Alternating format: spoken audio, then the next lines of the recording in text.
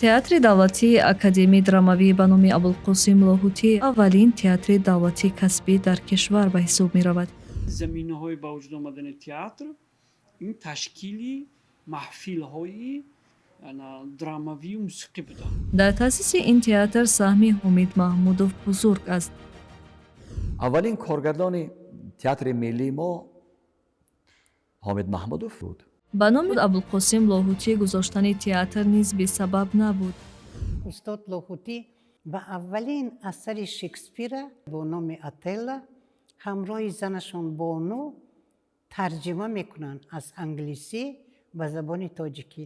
толуре ки дар он на танҳо намоишномаҳои театрӣ баргузор мешавад, балки тамринҳои ҳамешагии ҳунармандон низ маҳз дар ҳамин ҷо мегузарад. ҷое аст ки мо аз он ҷо метавонем ҳам ҳамаи дарду аламамонро гӯем, ҳам метавонем ашк ресем. аз рустами дастон дида барои фарзандам устоди беҳтарӣ ёфта наметавонам.